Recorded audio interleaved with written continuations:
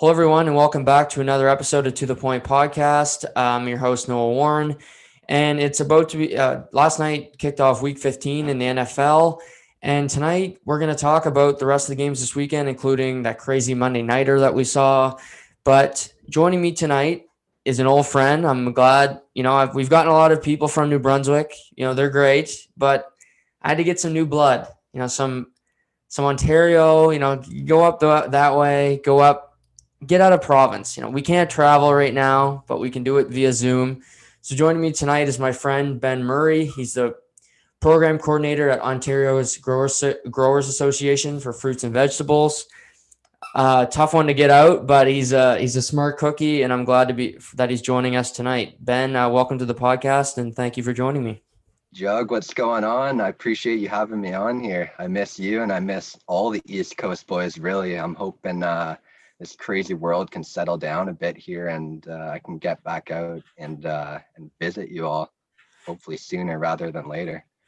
Absolutely. I miss our Sunday afternoon chats, and when you guys would stop in, we just watch some football, or even Saturday afternoons watching some college, because you're the only one that would watch the games with me. Absolutely. I always love a little college football for sure. And I actually have, before we dive into the topics here, Jug, I have a little bit of a bone to pick with you. Okay. So for those who don't know, I'm a pretty big Pats fan.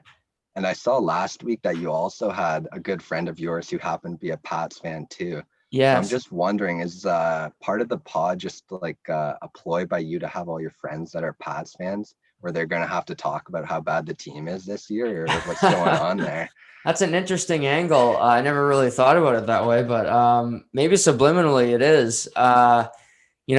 They've been so good forever, and now they have a quarterback who can't throw. So maybe, in the back of my mind, maybe, but they're 7-6 or 6-7. Sorry, Yeah, but and you mentioned Cam Newton throwing there. Don't even. I'm sure we'll get into it when we talk about that game, but it's painful to say the least. yeah, yeah.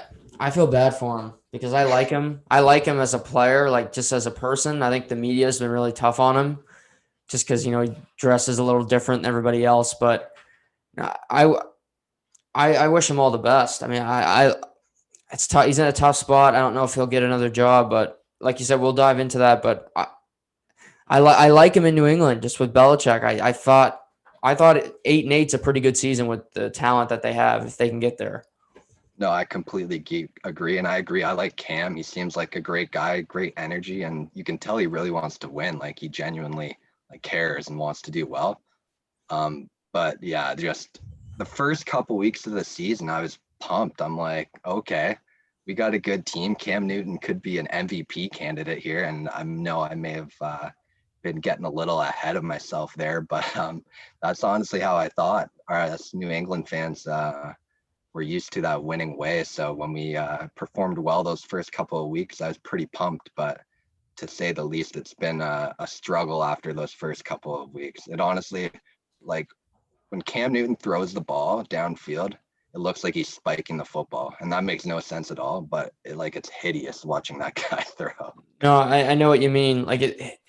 Every throw even like his 10-yard throws, they take so much effort. It seems like, and it's sad because he's kind of like Big Ben. Like Big Ben's still got a little bit more left in the tank than Cam right now, but those two are such big quarterbacks, and they took so much hits in their prime that it seems to be catching up with them now. And Cam can still run it better than anybody because he's just so big, but his arm just isn't where it was, even 4 years ago in 2015 when he won the MVP.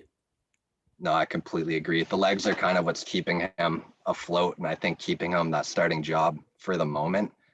Do I think he is the answer at quarterback for the future for New England? Not a chance, but I think he'd make a good backup somewhere, and I'm sure he may even get the starter's chance again, honestly, next year somewhere else, but we'll see. So we can talk about that game first, but you just mentioned Cam Newton not being the answer long term. Is there a certain player that you want to see under center for the Patriots next season, week one? I mean, I'll just say Trevor Lawrence would be nice, but for some reason I don't see that happening. Right. I still don't. I think you mentioned it last week when you guys were talking, but like I don't understand why they're so reluctant to give Stidham a chance here. Like Yeah. he very well may not be the answer, and I probably don't think he is, but like you don't know until you try, right? Like you may as well let him sling it out the last couple of games and at least see if you got anything there, because Cam, you've kind of what you're gonna get, and you may as well give Stidham a shot here. Yeah, I mean, finishing 8-8 and 6-10, there's no difference. You're gonna get a mid-round draft pick no matter what. So, maybe Belichick thinks finishing 8-8 is better, for him, for his pride, maybe a little bit. But I don't know, but I like Matt Stafford in New England. I don't know why. I could see, I don't see Belichick rehiring Patricia because usually when it's like Irving's, if you leave the company, you're dead to them. But he's run out of rope in Detroit, and I think he needs a change himself. Like get the hell out of there. Like that's just a sinking ship. So him maybe in New England, if they get him some better pieces. I mean, he's a good quarterback. He's not great, but I think he's a clear upgrade over Cam and Stid. No, I agree for sure. I think Stafford is a great QB, and I've heard ties to him with I think San Francisco is what I've heard. And I think Yeah. that would be a nice fit. You put him with Kyle Shanahan there, and he's obviously a very good offensive mind. And like you said, Stafford, if he has the players around him, even in Detroit, like he's been solid. Like aren't his Mhm. numbers like low key like Hall of Fame ish? Like Oh yeah, you like if don't he look if at he's wins, actually yeah. won something, he'd be on a Hall of Fame arc for sure. He's like 20th in passing yards all time Yeah, already. it's wild because yeah, when you think of Stafford, all you think of, I mean, you think of the Lions, and you're just like, well, they suck year in and year out. They get screwed by the refs every once in a while, Yeah. and don't win playoff games. So yeah, I think a scene of or a change of scenery would be ideal for Stafford, and I think for the Lions too, they kind of need that, just a spark. They're gonna have a new coach, and I think a reset wouldn't be a bad idea. What about Jimmy G, porn star Jimmy? All of his guaranteed money is going to be run out this year. So if San Fran cuts him, it's going to cost them nothing to get rid of him. So he'd be a free agent, and maybe Belichick could get the guy, the predecessor that he always wanted. That's real interesting. I haven't heard any rumblings of that, but I don't hate it. I don't know. His That health I'm worries me. Yeah, I agree, and he showed it at times for San Francisco, but I think even last year, like the run game's always been strong, and obviously their defense is a staple. Like, does he have the ability to win you a game when you really need it? I still don't know if we've quite seen that from him yet. So, Yeah, but it's no. interesting. That's a good idea. I don't mind it. Yeah, they have a bunch of different options because I mean every offseason now there's just quarterbacks on the move. But when it comes to this weekend, we got Pats and Dolphins, and Dolphins are 8-5. They're currently in the playoffs, but they're tied with Baltimore. Dolphins have the Pats at Vegas, and then they finish against the Bills. That's a tough schedule to end the season. And then the Baltimore has the Giants, the Jags, and another throwaway might be the Jets, another throwaway opponent. So they got the easiest schedule left. So where do you see when it comes to New England and Miami? What can New England do to win this game? They obviously beat Miami week 1, but what do they have to do to beat them again? It's interesting because going down to Miami for New England is never good news. Even when we've had good teams for whatever reason. I don't know Yeah. if it's the hot weather, it's we think they're a joke of a team and can just run them over. But for whatever reason, we go down to Miami and we never play well. So I think it's going to come down to obviously the defense has got to hold up, but they've been pretty well. Even the Rams game, like after the first couple of drives, I thought they played real well. So if they keep doing what they're doing. Tua hasn't looked great. I know he threw the ball downfield a little better last week against Kansas City, but I think the defense, if they can hold him in check, it'll be kind of like it's been most of the year for New England. That offense, you got to hope the run game is good. I think the one bright spot for New England and their offense has been Damian Harris this year, who has looked Hmm. fantastic. I think stick to the formula, keep pounding the rock, and hope it works, because I don't really think they have much of another option really.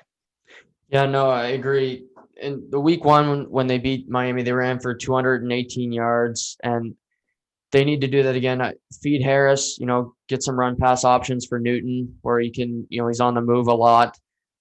Throw in some dink and dunk to James White. Also, both teams are great on special teams. They're number one and number two on special teams. So this game, I see it being very close. It could easily come down to a punt return touchdown or, a big return where a team gets good field position because both defenses are good. No, I agree. And yeah, New England special teams, especially recently, has looked phenomenal. Like you said, like at the beginning of the year, my faith in Nick Folk was very minimal. Like last year, he showed us nothing, but he's been phenomenal all year, really. And then we have Gunner back there returning kicks, kind of came out of nowhere. He looks good back there. So I didn't realize they were that high, honestly, ranked in special teams. But now that I think about it, it makes sense for sure.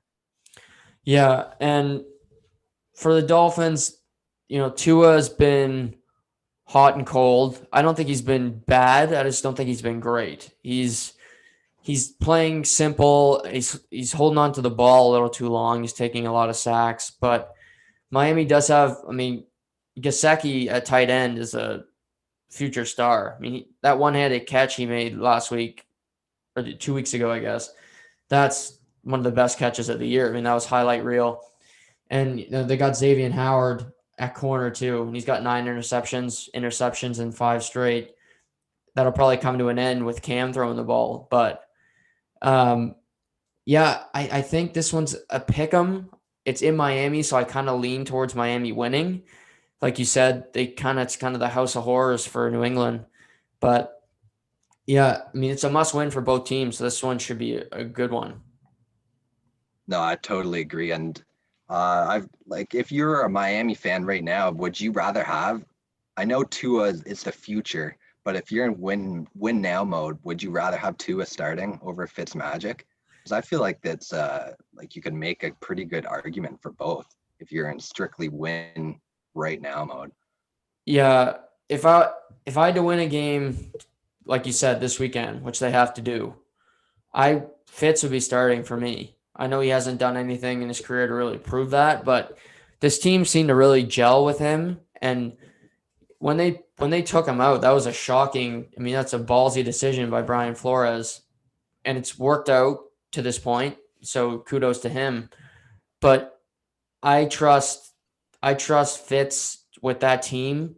He just he's not afraid to throw the ball down the field. And against this New England team, I think you can get away with it a little better. Devontae Parker, Jakeem Grant, who's really fast, and he's athletic too. Like he's an older guy, but he's not afraid. He's kind of like Cam at this point. He's not afraid to take his licks to take get a first down on a 3rd and 5. He'll take a hit to make a play.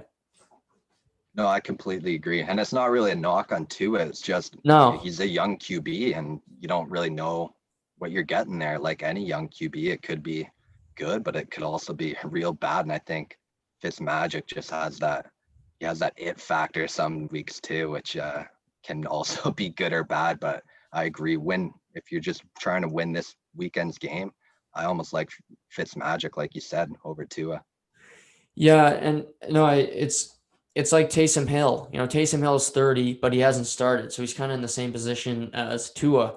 And in that 4th down play last week, I don't know if you were watching the end of that game, but did a 4th down and 5 to kind of keep the game going, and he took a sack. Like you can't take a sack there. You have to get rid of the ball. And I've seen Tua just hold on to it too long. And you learn that with experience. And Fitzpatrick's been in the league 16 years.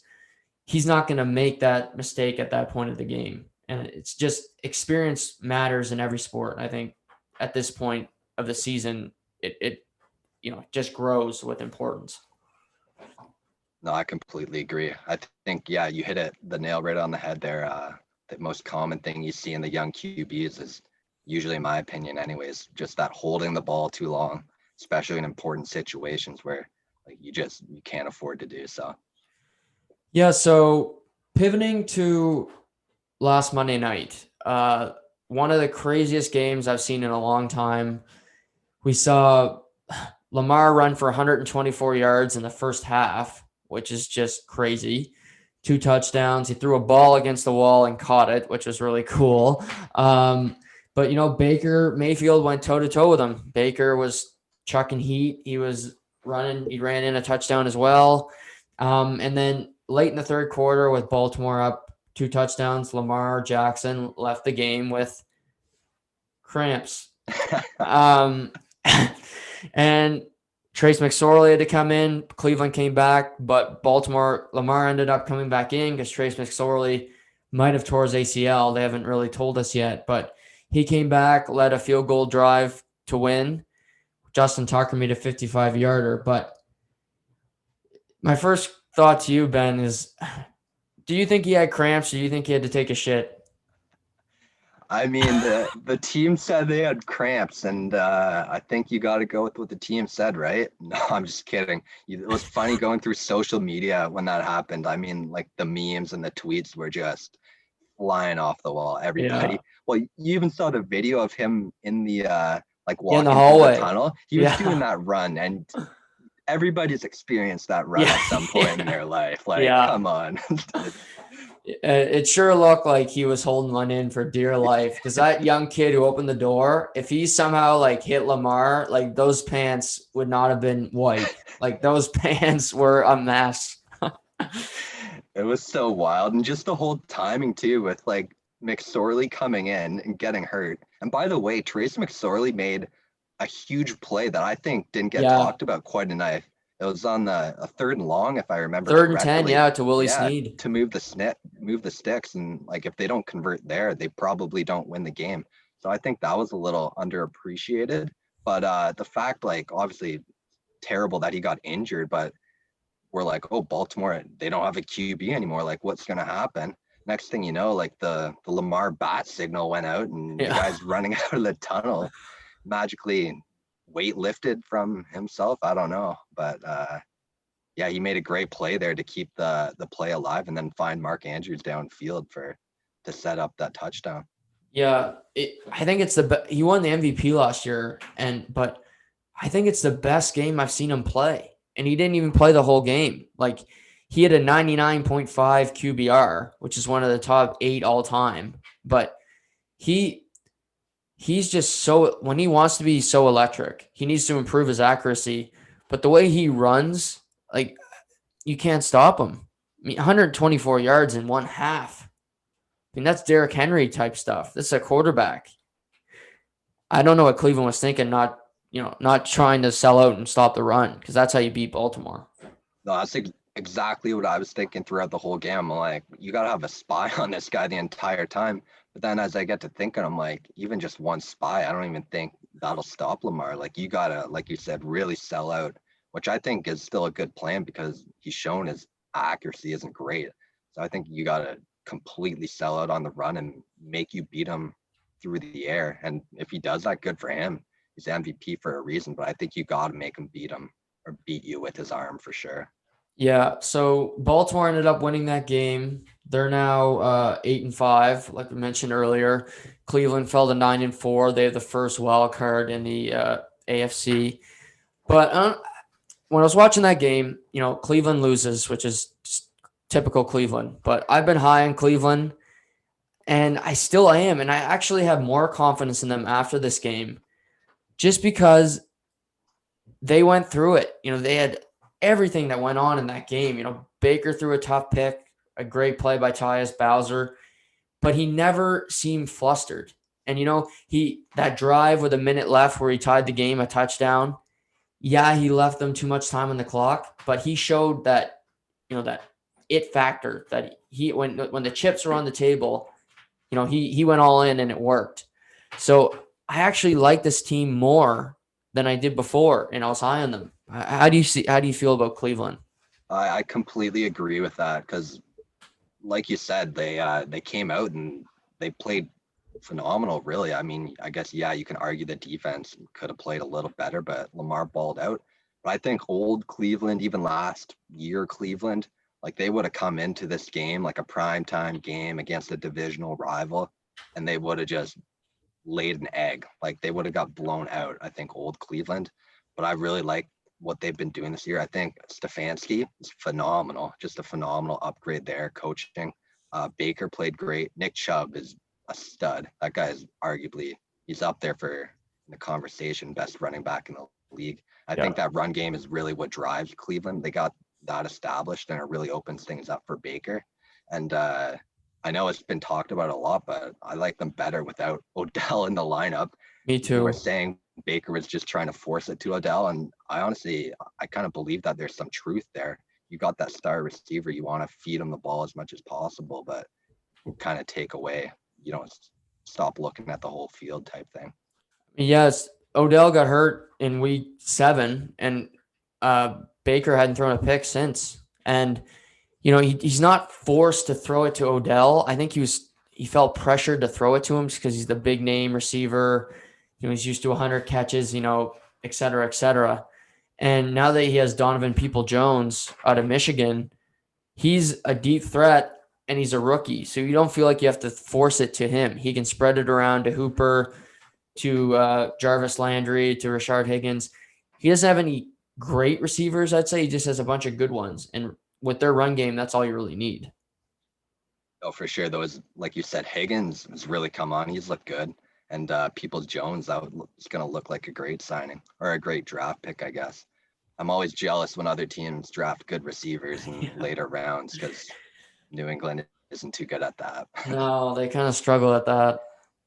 They like to convert the quarterback into the receiver instead of drafting one that's already doing it.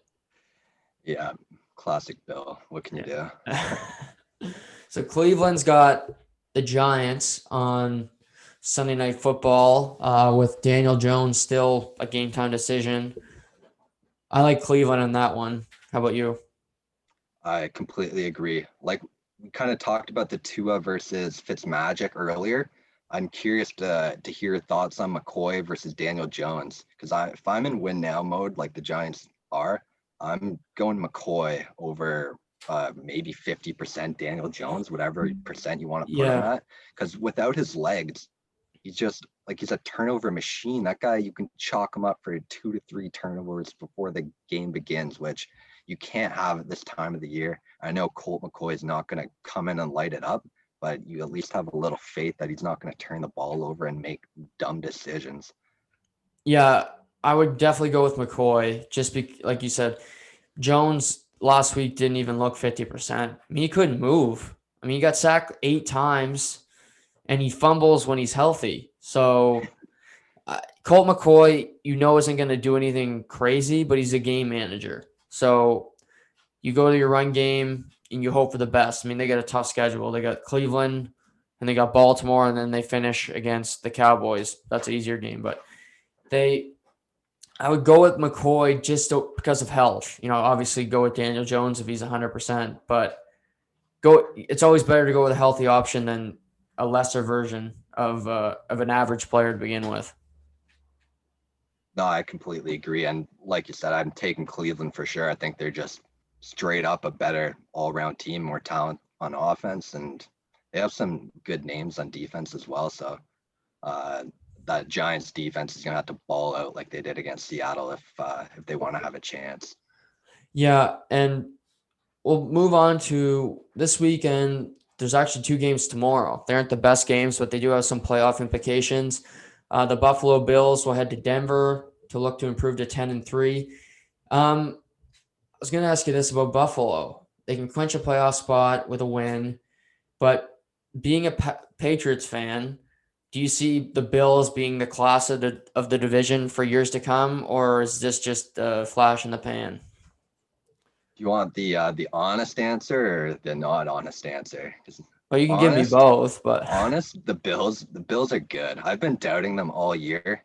I've been doubting it was the Rams game early in the year. I'm like, no chance they win. Seattle game middle of the year. I'm like, no chance they win. And then even against Pittsburgh, I know Pittsburgh is not quite as good as their record might have showed, but I thought Pittsburgh was going to win that game.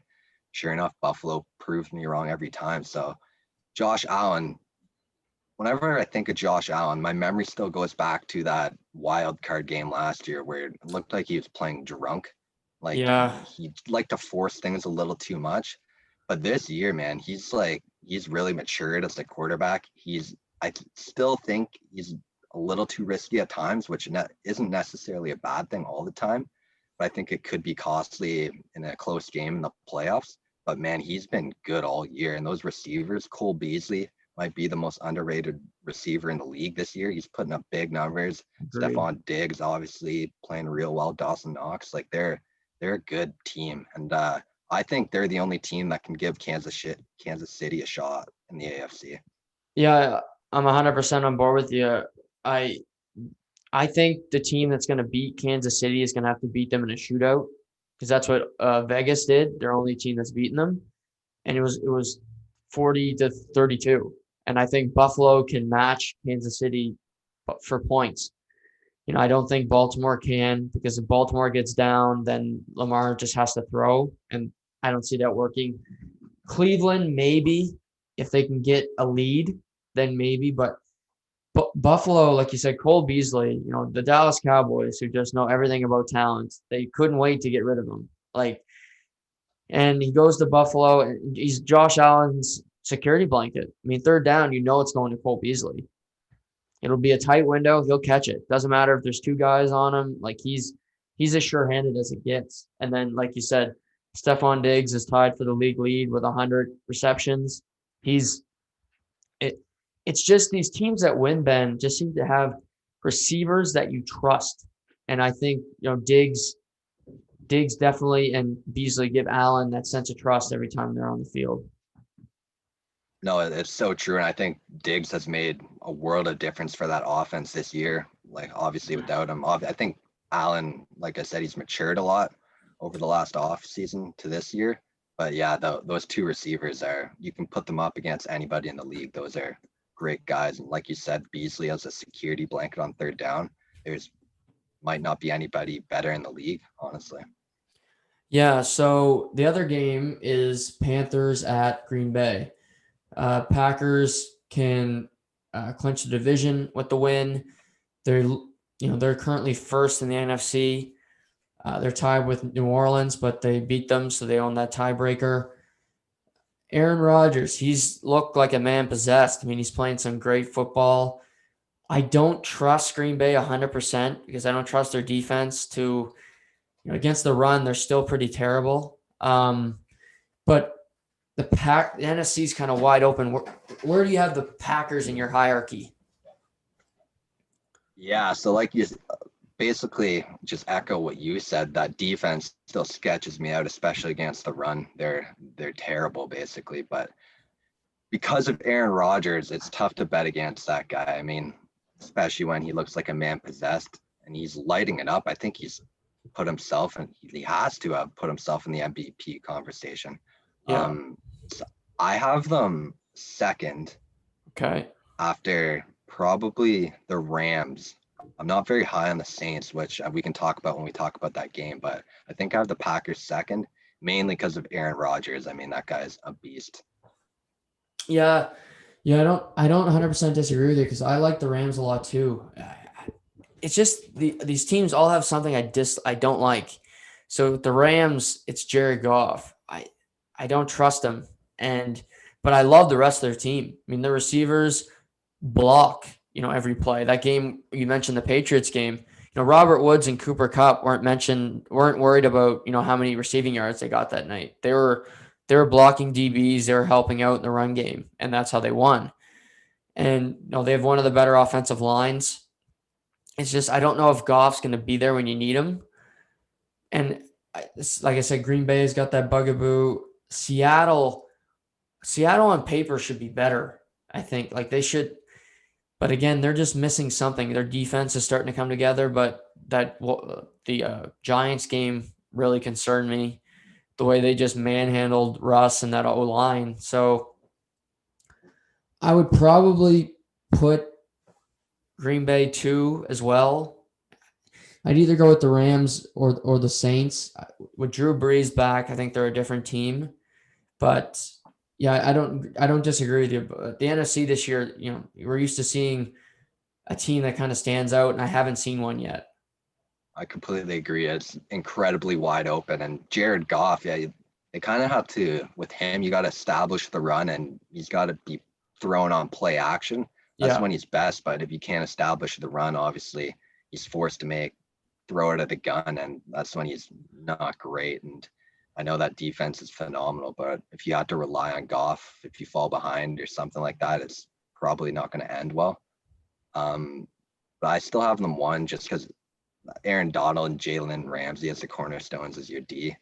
I think the old the old cliche saying defense wins championships. right. Do I think it's bang on? Sometimes, depending on the year, I guess. But yeah, I still have them as number one.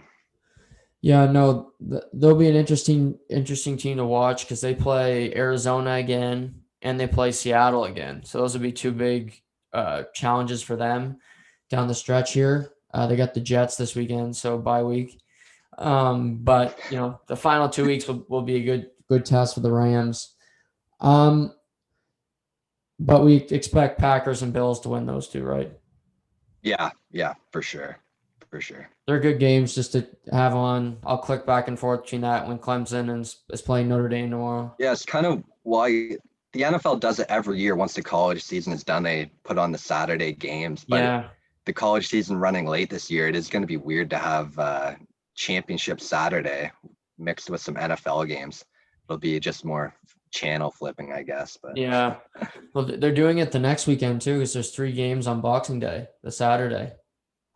oh yeah, so that'll Yeah, be up against some bowl games, I'm assuming. Yeah. yeah. Bucks and Lions are playing. I think Arizona and the Rams and Dolphins and Raiders. So not bad. Yeah, could be worse. You can I'll never watch complain that. about more football, right? So Yeah, no, exactly. That and World Juniors that day. I can't complain. yeah, starting on Christmas this year. I love it. Give us a Yeah, little hopefully something for after Christmas. Germany, half their Yeah. team, including Tim Stutzla, I just read he tested positive, the third overall pick, but they better let them play. That's all I'm saying. Oh, Yeah. man. We need some hockey in our including lives. I including agree. Stutzla. I don't care if he's got COVID. Let him get rid of it. He's playing next week. I don't like fuck off. Like with Heard we this. got a vaccine now. Come on. Yeah, Trump's got it. Come on. So we're talking about these playoff matchups because as we get later on into the NFL season, so many games are just so important and they're really interesting. One that's kind of a fringe playoff matchup for both these teams: Bears Vikings. Both teams are 6-7. Both need a win desperately. Who do you trust more out of these two teams? Neither Yeah. at all. But when it comes down to it, I think this game's going to come down to the Bears defense ultimately. Because 2 weeks ago, the Bears defense, it looked like they had packed it in and just given up, which you can't really blame them because when they're dealing with that offense, like you got to hold the other team to like 10, 15 points every game, which is that's tiring week after week. So Yeah. it kind of seemed like they mailed it in a couple weeks ago. But last week, it was almost like they're playing for pride now. They turned it up a notch and they looked real good. So I think if that defense, which has the ability to be elite, I think if they bring it again, I think the Bears should win the game. Obviously, the Trubisky, not much trust there, but I think I like him better than Foles. Like with Foles in that offense, it was just brutal. Trubisky, at least they've been putting up some points. It's not great, but I think ultimately it comes down to how Chicago's defense plays against Kirk Cousins and the boys. Yeah. If your offense is bad, at least have a quarterback that's a threat to run because Nick Foles is slower than Tom Brady. And that's not something you want like on your resume. Like that dude is slow. Holy frick. Like so I kind of like I like Dalvin Cook a lot. So I like the running game of the Vikings a little bit better.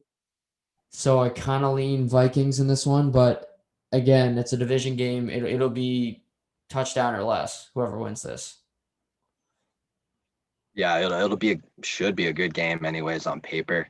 Dalvin Cook, another stud in the running back class. He's up there with Nick Chubb for sure. Um, Kirk Cousins, you never know what you're going to get. He can look real good. He can look real bad. Those receivers are good with Jefferson, obviously, and Thielen. Yeah, it should be a good game. Yeah, so they're both 6-7. Arizona 7-6. Do you like Arizona over those two teams? I do. You asked me the question, who do I have more trust in? And I said nobody. I kind of would add Arizona to that. I don't trust any of those teams at all. But if I had to pick one, I got to go with my cousin Kyler, I think.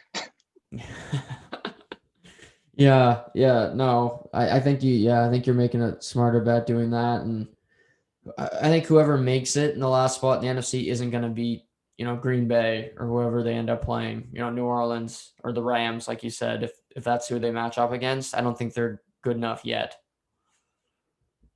No, I'd I rather see agree. Arizona make it though, just because Kyler is fun to watch. Oh, Kyler is so fun to watch. Like he is electric. He's up there with Lamar, but there's something like watching Lamar run, like it's fun, but I don't know. There's just something about Kyler watching him run. Maybe it's his size, like he's so small. Yeah, Like he it's like looks those like his little legs, strides they're are, just yeah, churning. those things move like incredibly fast. Like he is so fun to watch. I love it. Yeah, no. So they got the Eagles this week, so it'd be Kyler Murray against Jalen Hurts. That'll be fun. A couple Oklahoma boys. Yeah, that's true. Yeah, battle between the Oklahoma boys and the Eagles are interesting because they just seem to have a new lease on life now. I think they're playing more confidently just without Wentz back there. Like, I don't rule them out of this game just because you never know with a new quarterback with new life in a team. Yeah, I've never really been a Jalen Hurts guy, and I know he looked good last week, and he kind of bred some new life into that team, which I think is really what they needed. I feel like he's going to come back to reality a little bit this year.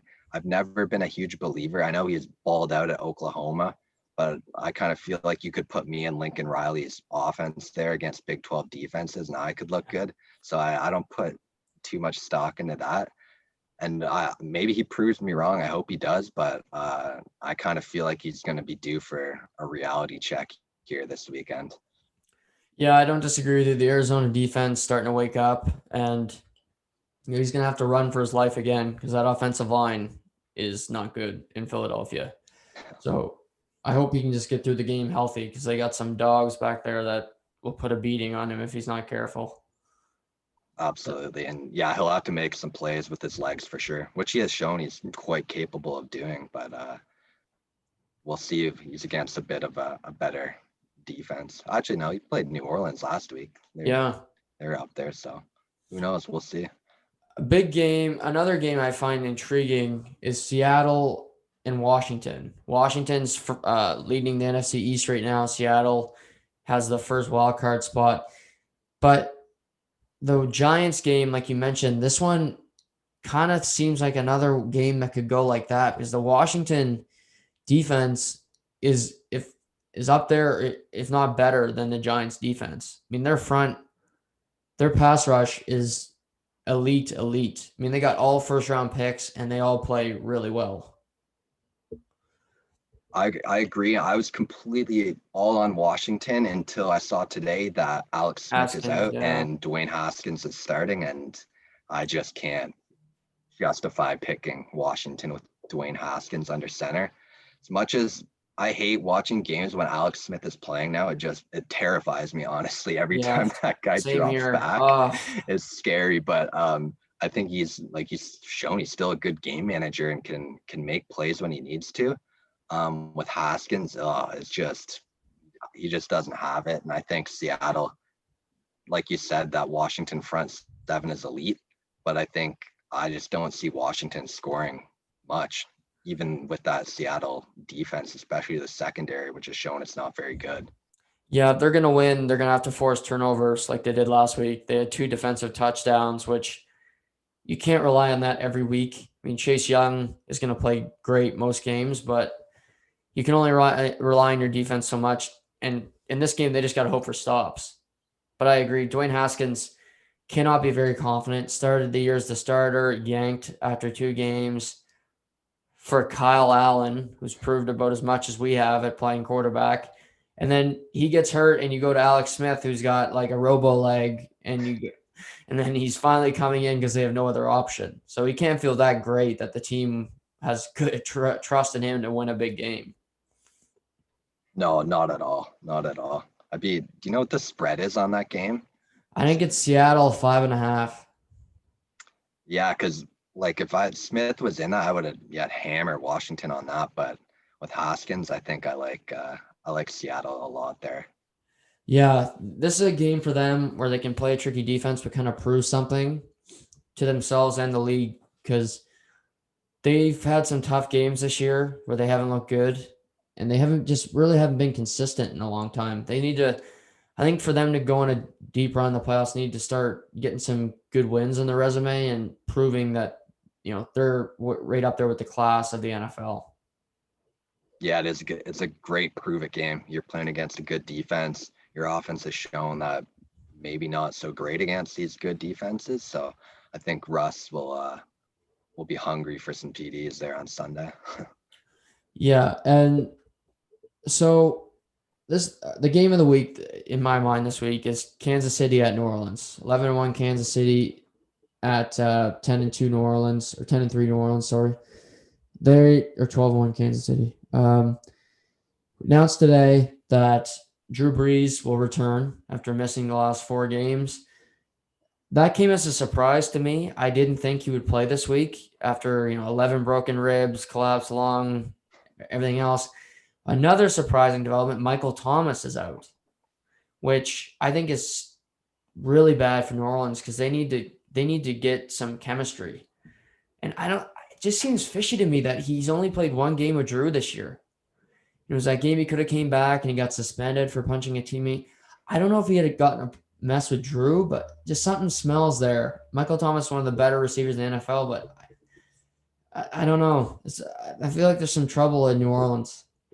Yeah, I never even put that puzzle together, how little they've played together, but it's true. It does seem a little fishy when you think about it. And like you said, you were shocked to see Drew Brees was playing this week. So was I. Like, I can't say I've ever had broken ribs or a collapsed lung, but I cannot imagine that it feels very nice. And I'm sure that like defenses going forward, they're going to do everything they can to get their hands on Drew Brees and try to put him to the ground because I don't feel like he's going to be quite 100% probably for the rest of the year, which and he's not the younger Drew Brees of 5 years ago. So that's why I mentioned earlier, I had the Saints a little lower on my NFC power rankings. And a lot of it comes down to Drew Brees and his health concerns. Yeah, no, to reiterate your point, like Bart Scott said today, I was just listening to him on an interview. He's like, defenses are chomping at the bit because he's got a bullseye and it's those ribs. Like sports are, you're going to hurt your opponent. You don't want to really injure him, but if you can make him pay every time he throws the ball, by the end of the game, it's not going to be so fun to throw the ball and he might throw it away or, if he can get to his head. And Kansas, you need to be 100% playing Kansas City because they had Mahomes threw 3 picks last week. I'm sure he wasn't thrilled about that. So I think to go into New Orleans with or without fans, it's a tough place to play. So if they can go in and really make a statement, this would really even promote them higher in how people think about them going into the playoffs in a couple weeks. Yeah, I'm excited to see what Kansas City does. Like you said, Patty Mahomes turned it over a bunch last week, which he's not really used to doing. So I think he'll be a little hungrier this week, and he'll want to. It's kind of a prove it game as much as it can be for Kansas City. I know they don't really have much more to prove. They've already shown that they're the cream of the crop, really, in the entire league. But I think they'll want to make a statement. It's a 4:25 game. I don't think there's maybe one other game at that time. So there'll be a lot of eyes on the game. And I think Patty Mahomes and Kansas City is going to roll over New Orleans here. I know New Orleans, like their defense is ranked high, but maybe it's just my dumb little brain. Like I think of New Orleans, I don't think of their defense. Like I don't know what it is, but I mean, yeah, it's tough to think of a defense when you have a Hall of Fame quarterback. That's true too. That's part of it. I think the no fans can be more of a huge. Well, obviously it's a huge disadvantage, but I'm thinking like if somebody like Aaron Rodgers is coming into your barn during the playoffs, like he's going to be able to do that hard count whenever Mhm. he wants The in an whole empty game, yeah. stadium. That's going to be a huge advantage for him. So I think the no fans is going to be a huge disadvantage for New Orleans because when that barn is full, it's a tough place to play, like you said. It 100% is. That or Seattle, probably the toughest place to play. Even though it's a dome, it gets loud as hell in there, and Drew's used to it, so he doesn't mind it. But Kansas City's used to playing outdoors, so a dome team again, that could be a different thing. But just Kansas City with Mahomes and Travis Kelce. I mean, he's taken his game to another level. I didn't think he could, but he's on track to lead the league in receiving as a tight end, and that's never been done in the history of the league, which is pretty incredible if he can get that done. It's crazy. That offense, like I know we've heard it a million times by now, but like it's absurd how good they are. The weapons they have are insane. Arguably the best receiver, arguably the best tight end. I don't even know if that's an argument really. And then Mm-hmm. obviously the best QB. So like, and that Clyde Edwards-Helaire back there, shown he's a pretty good back, and Le'Veon Bell, he hasn't done really much, but he's not a bad little weapon to have in your back pocket if you need. Yeah, for New Orleans to win this game, they need to get back to giving the ball to Alvin Kamara. And Taysom Hill really didn't. His touches went from close to 24 a game down to 13, which is quite staggering. But will dump the ball off a ton, especially him coming off the rib injury. I assume he's going to kind of play like Big Ben, where he's going to want to get the ball out as soon as he can and just find targets. And Kamara is a good person to have there because you can just throw it to him and he can make guys miss whenever he wants. That's the Drew Brees special right there. A couple steps back and a little lob to Kamara, and he'll make, yeah, like you said, make a couple guys miss, and next thing you know, you're first and goal. Yeah. So you said you got Kansas City winning big. I think big. I think 7+ points they'll win by. Yeah. Yeah, I'm kind of thinking the same thing. I think if Kansas City gets out to a first quarter lead, it could be a drubbing. Just New Orleans coming off that loss last week, and no Michael Thomas, Drew Brees compromised. They got to hope for some luck here for the playoffs because they don't want to fall too much. It's important for them to have a home playoff game, even if it's not with fans. Anything will help them with a kind of an older team, and if they could somehow catch a break and Green Bay gets a loss, get the bye would be huge for them as well. Huge. I always forget that there's only one bye now, which is kind of odd, but yeah, that's huge. That extra week of rest and preparation is going to be massive to whoever gets it in the NFC.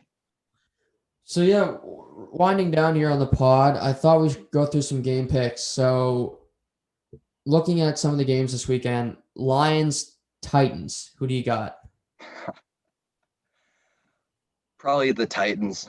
I mean, Derrick Henry, what can you say? That guy's an animal, and he always turns it on at the end of the year. The defense is bad. I think this could be a real high scoring game, but I see the Titans coming out on top. Yeah, I think the Titans win as well at home. Matthew Stafford might not be available. He's got some banged up ribs, so Titans need this game. I think they'll get it. Bucks Falcons, your boy TB12. I got to roll with my boy TB12 there. He's shown that he can play well against the bad defenses, which Atlanta doesn't have a great defense, so I think they should roll there.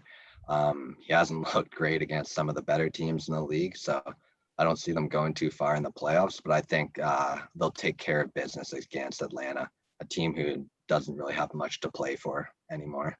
Yeah, the Falcons are a good team to have on your schedule because they're playing for nothing. They look like they're going to get rid of Julio and Matt Ryan, so they kind of know they're done. So that should be an easy win for the Bucks. How about 49ers Cowboys? Kind of an interesting one.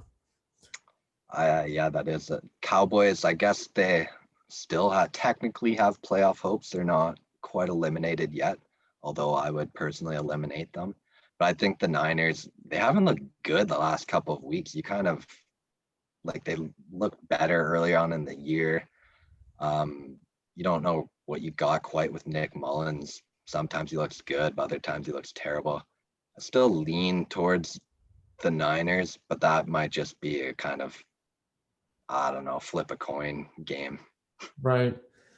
Yeah, I'm gonna go with the Cowboys. I know, yeah, this game's tough, but I just think they have a little bit more firepower, and I worry about Nick Mullins tossing 3 picks. Like he loves to turn the ball over, and the Cowboys' defense isn't great. It's terrible against the run, but I think they can make enough plays on offense to win, like say a 21-18 game, low scoring, but I think they'll come out on top. Brownies Giants Sunday night. Uh, Got to go with the Browns. I think they'll be hungry after the tough loss on Monday, and it'll be kind of a prove it game for them. They got to ball out if because I guess they don't really have a shot at Pittsburgh anymore. If they won on Monday, it would have got real interesting. But Yeah. I think they'll roll against the Giants, Yeah, I especially agree. if Daniel, like we already talked about that. But if Daniel Jones is playing for sure, but we'll see. It could still be interesting with obviously Pittsburgh has Cincinnati this week, so that's a win, but they got Indy next week. So that's not a gimme win for me. Indy's a good team. And if the Steelers did lose, I think the Browns have the Jets next week. So again, pencil that one in. Quickly, we didn't really touch on this, but what do you think about if the Patriots are out of playoff contention going into the last week of the season? Do you think that Bill maybe some of their good players are mysteriously injured? Do you think there's any chance of that happening? Yeah, that's interesting thought. I don't think he could sit enough players to lose to the Jets because the Jets would start the regular team and they'd still get dusted. No, that's a good point. I would love to see it though, like both teams just actively trying to lose, just to Yeah, see what that looks like. yeah, especially like the Jaguars desperately want the Jets to win, so if they can somehow, if the Pats could do them a favor. Well, I guess Bill doesn't love Tom Coughlin down there. He's That's kind of true, but I feel like took two Bill, Super Bowls from him. we can get over that. If I'd rather that than have Trevor in my division for the next 20 years. Yeah, that's a fair point. And we talked about this at the start, but Pats Dolphins. I gotta go Dolphins. They just, to me, they have the better all-around team. And New England never plays well in Miami. Watch, but again, me and my dumb brain, the probably exact opposite will happen. Cam will play real well, and the Patriots will look fantastic. Who knows? But I'd lean Dolphins for sure. I just think their team is better. Yeah, I'm going to lean Dolphins too, but I agree with you. This game could easily go the Patriots' way. They with these two teams, you never know. It's so weird. You can get a bad team in the NFL, but you play a division opponent, and you never know what's going to happen because they might win it. It just Oh, depends. it's so true. You could tell me the result is like 18 different things. I would believe every single one in this case. Like you just never know. The Lions aren't any good, but they gave Green Bay a run for their money last week. So, like, you never know. Um, Before we close out, actually, some breaking news here on the podcast. The NHL and NHL Players Association have reached an agreement on the 2020-2021 NHL season, pending a vote by each side. Pierre LeBrun's reporting. So that would mean that the NHL might actually be starting January 13th, like we've been hearing. So this is Let's some go. big I'm news. pumped to hear that. I see. What Yeah. was the rumblings about the all Canadian division happening in the US? I saw that today. So It's yeah, incredible. what's happening is government is it's got some really stiff rules on quarantine and protocols that Canadian teams might not be able to do, just with US players coming in and Europeans and what have you. So they may be forced to relocate, kind of like the Toronto Raptors down to the States, which would complicate it more because I doubt they keep the Canadian division down when it's in the States, right? They could just do Yeah, it yeah, probably normal. They could yeah. put they could put Toronto and Montreal and Ottawa in, Boston or wherever, and just play.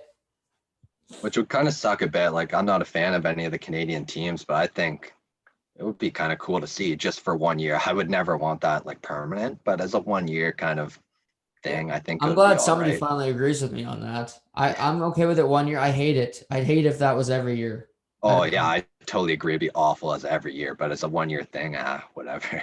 like the amount of Canadian that root for Canadian teams that think their teams are great and they finally play like a Tampa Bay and like I'd have to tell them 24 times before it actually happens, but like it would just it'd be fun for this year for that to happen. But yeah, no, that's some good news. So I guess the two sides will have to vote, but likely the deal will get done. So yeah, again, hockey may be starting up in the next month. So good news coming here. But I had a lot of fun tonight talking to Ben. It's been a while, but thank you for coming on to the point, and we'll have to do this again. Yeah, I appreciate it anytime. And just before we go, can I just give one last thought here? I saw you Yep, give absolutely. little Fire World away. Juniors talk yesterday, and you're going to be doing the preview show. I know coming up here. So I just want to give a quick shout out to my boy Igor Chinnikov. Um, Igor, the analyst, might not know who you are, but I certainly do. You're going to light it up and turn a lot of heads at this tourney. So can't wait to watch you, Igor. I know you might be listening out there. So All right. Well, we're gonna look out for him. If he has a big tournament, I'll be sure to point it out, and I'll give credit to you. But for me and Ben here to the point, thank you all for listening, and we'll talk soon.